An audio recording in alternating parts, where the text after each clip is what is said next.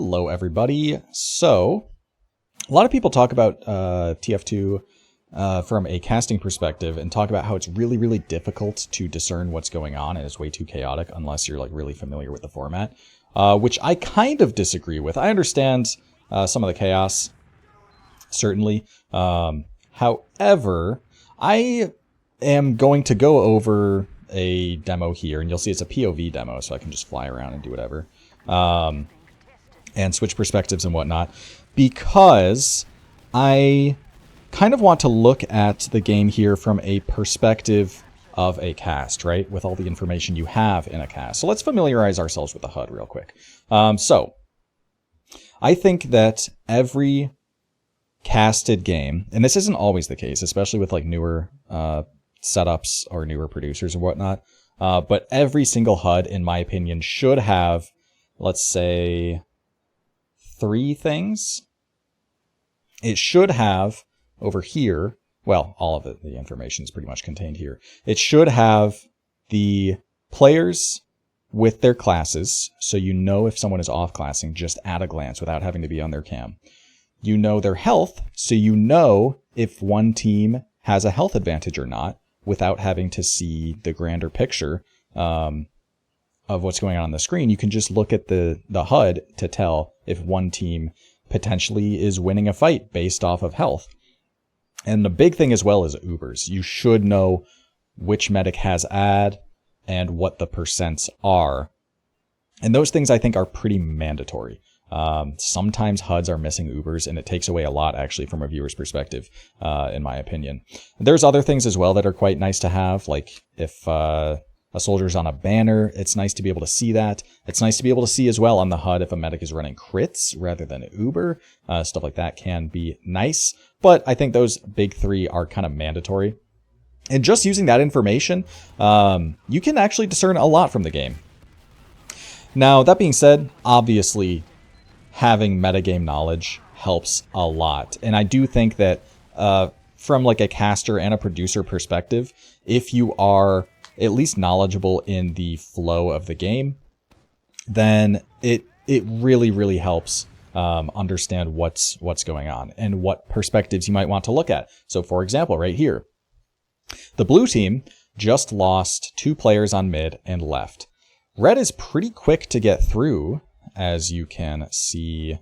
Yeah, the red demo is already getting through the door. Where's the red pocket scout? Red medic here. Red pocket scout's already walking up to point while the blue team is still down 2. So what you're expecting to potentially happen here, especially looking at the Ubers, considering blue has an Uber, you might expect them to try and exchange Uber to fight the point and buy time for their spawners. Very basic plan that a team might do in this situation. So getting on like the blue pocket scout's perspective, for example, or potentially a red soldier as well, because you're expecting maybe them to be bombing in, making some form of aggressive play, whether that be a fade bomb to just buy space and have your team walk up so that an exchange is going to be overall worse for the other team, or they're pretty much just going to have to exchange and leave because you have the positioning, something like that. And of course that is much deeper, right? Of a play. See here, blue soldier bombing in. I'm actually caught, and I die. And yeah, we lose the point. We actually lose 2 more players on the point. I think an exchange probably would have been the right play there. This is a pug, so of course it's inherently kind of unorganized. But you can kind of see what's going on here. Just off of... I'm mostly looking at the left side of my screen here to discern what's going on. Just picks, right? Because the red team had 2 picks into 2. They got another 2 picks as blue had their spawners, and that was able, because of those 2 kills, they were able to transition it into 2 and then transition into last. Because again, just rule of thumb stuff. Usually an Uber for 2 kills is like a worthwhile exchange in most cases, and 2 kills is usually enough to dry push a point or get a lot of really good pressure. Not always. Especially not out of last. Last can be very difficult to pressure out of because it's just, well, the geometry doesn't necessarily favor it a lot of the time. And also you tend to have defensive off classes who don't really want to switch off all the time. And also, it's just an inherently risky point to slip up on because you just lose a round if you mess up rather than just lose the point. But on like mids and things like that, you're expecting if a team gets 2 kills, they're trying to get at the very least really deep pressure, right? So I'll just flip cams randomly. You can see here, red team's trying to dry push, or at least pressure for their sack. Oh, and Scout actually gets a drop. That's something I missed. So something worth noting that I probably should have mentioned at the start is no matter what, things are going to get missed. That's just the nature of things because you have a combo and a flank acting in tandem but also independently and doing their own things. You see we have a scout behind here actually going for a flank play. Might be going for a spawn camp. Actually gets cleared. Okay. And, oh, there is a back cap here. Well, not really a back cap, just 2 players behind. They can't back cap because we already capped mid. Anyway, I'm rambling. Yeah, so inherently things are going to get missed, right? Just by nature of things.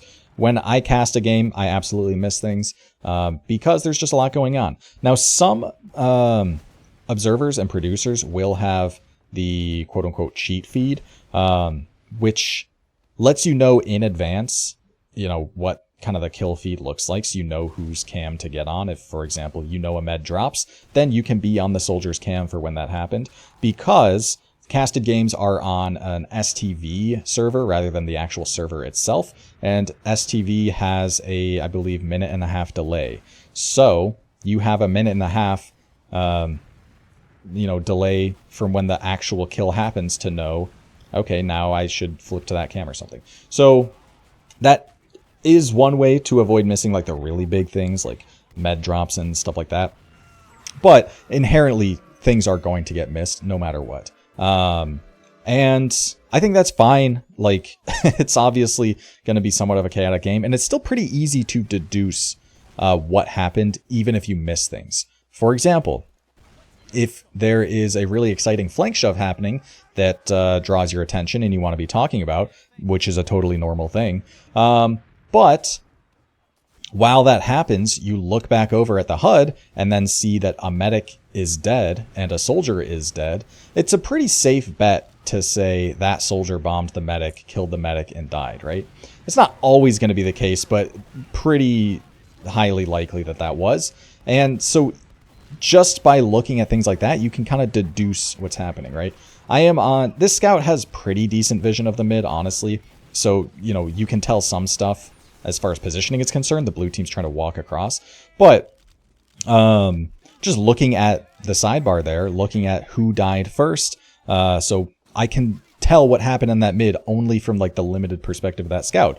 The blue team got an early pick on a soldier, started walking forward with that pick, double bombed their soldiers, both their soldiers died.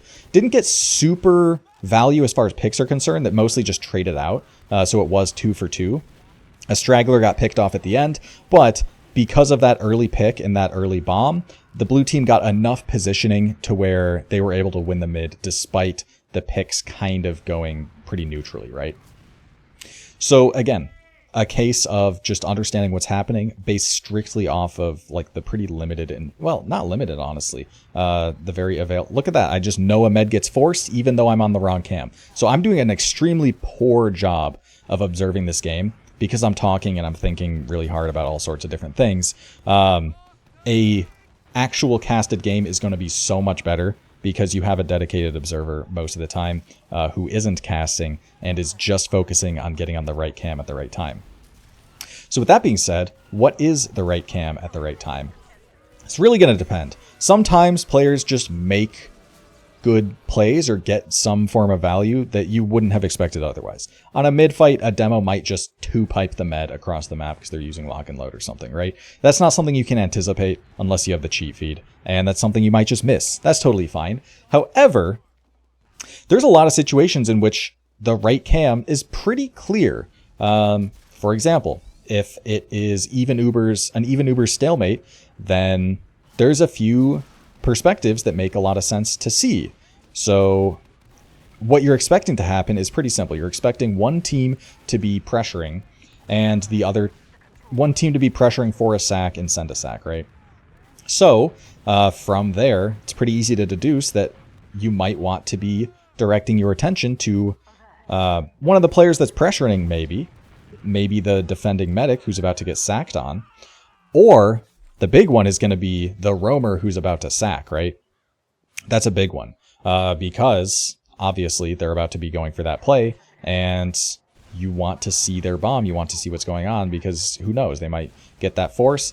They might just get rolled. But that's where the action is happening, right? It's a very clear case in something like that. Likewise, in like a scrappy last fight, there's only a few players left. So there's really only a few players to choose from.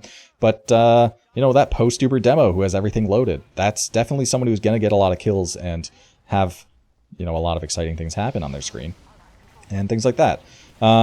So in certain situations, just a baseline understanding of the metagame certainly helps to anticipate what's going to happen, right? Which is quite nice. This last push turned out catastrophically for us. They were actually so insanely caught. I don't know how we didn't get a single kill. Weird. So yeah, there's a lot of deduction you can do based on pretty limited information and what's going on. And also another thing as far as like the who to look for, something like this where both soldiers are posted up somewhere, they're very clearly looking for action. They're looking to get the jump on someone who's trying to clear saw and get that kill. So, a case or an example of a position in which you're expecting action to happen here, and that's something to look at potentially. Likewise, big thing is if a player is behind. If someone's behind, they're very much doing things very actively, whether that be drawing players behind or maybe they're unspotted and you're expecting a big play out of them. Perfect time to look at them, see if they get that crazy med drop, get like that insane flank play off, or sometimes they do just beef all their rockets and fail. That can be... Oh, I didn't even realize we were looking at a player behind here. Which, this is not like super action-packed necessarily as far as flank plays are concerned. Oh, wow. But it is a kill, though. And now the player behind is a much bigger threat because the red team's down 2.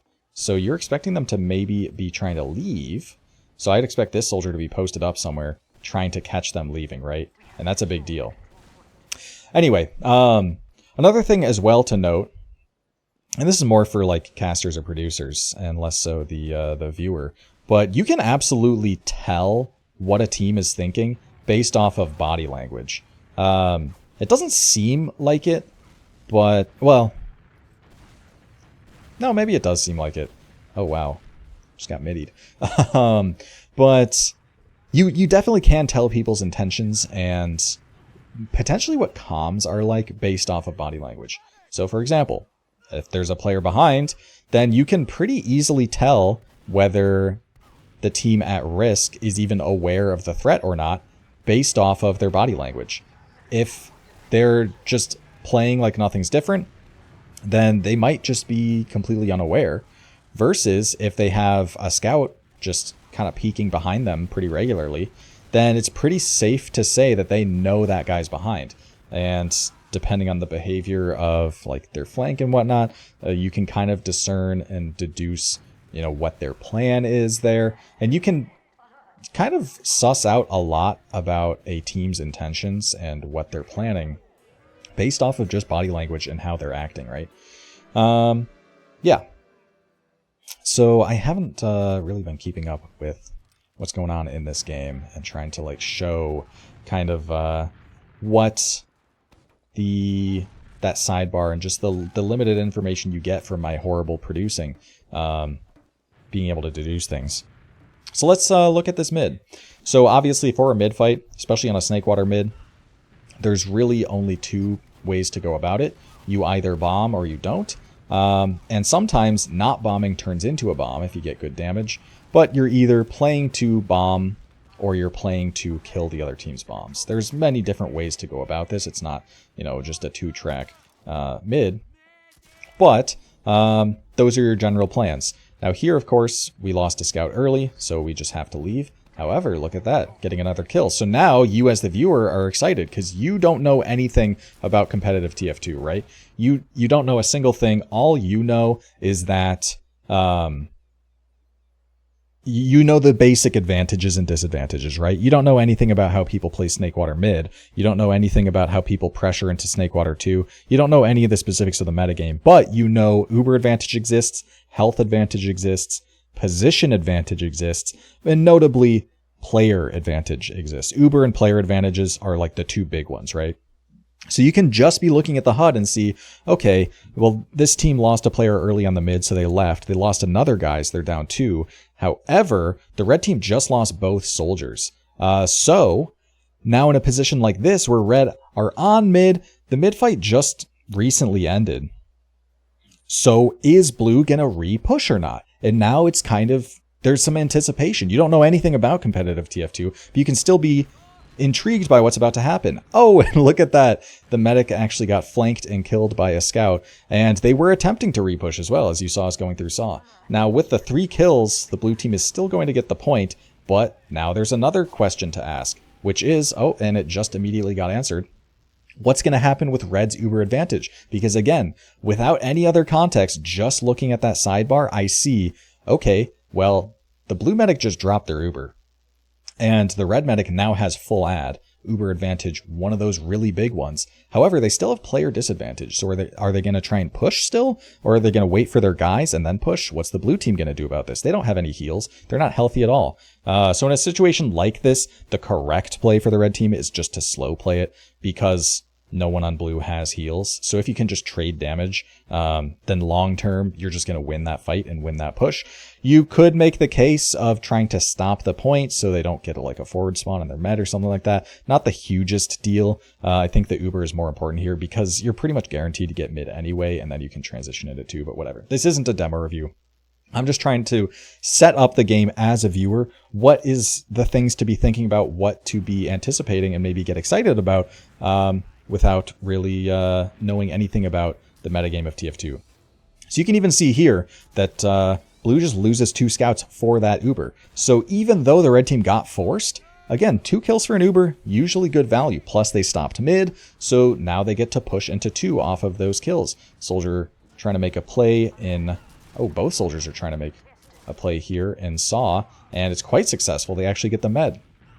So you can see a lot of the fluidity, a lot of the chaos that's happening. It's still becoming more readable because we're paying attention to just the basics. Which teams have which advantages or which disadvantages, how they might play off of each other, what you might be thinking about. We actually have a back cap here. That would be an important cam to be on in a situation like this. But I'm doing a horrible job at producing, of course. And part of that is because I'm just bad at this while talking, but also kind of by design so that it's as hard as possible to parse what's going on. And I'm just going off of what's on the HUD, right? And that is something that is going to be a lot easier when you actually have a talented person on production who understands the game and can know what to look for and what to preempt, right? Stuff like that. So yeah, I think that's probably all I have to talk about. We'll look at this next fight. Oh, actually the blue team's just wiping. Maybe we won't look at this next fight. But situation here, red's down 2.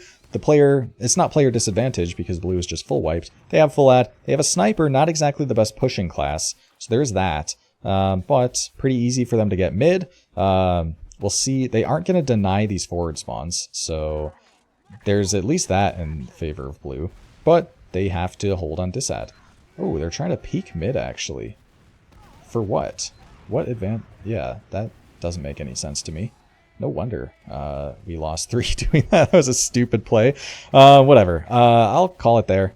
Hope you guys enjoyed. Hopefully this helped a little bit to kind of fix in your mind what to maybe look out for, what you should be looking out for as far as a TF2 cast is concerned, when you don't necessarily know the intricacies of the format and the intricacies of the metagame, just from a baseline level, how to kind of read what's going on. And of course, casters, in my opinion, should be assisting with this, or should be kind of contextualizing these decisions. As I've kind of been doing here, where it's like, okay, these guys have ad, but they have the sniper. not necessarily like a good situation nonetheless, but a small little disadvantage here. So obviously blue's trying to pop through saw. Just play the flip-flop. Oh, the red team's caught. You don't know what positioning is caught or not, but that's something that a good caster, I think, will point out. And the important stuff there. Blue's med dying in the post-tuber. That's really bad. You don't want that happening at all. They're probably a little out of position for that post-tuber. Nonetheless, red is somehow wiping to blue soldiers. Stuff like this. But anyway, for real this time, this is all I have to talk about. Hope you guys enjoyed, and I will see you all next time.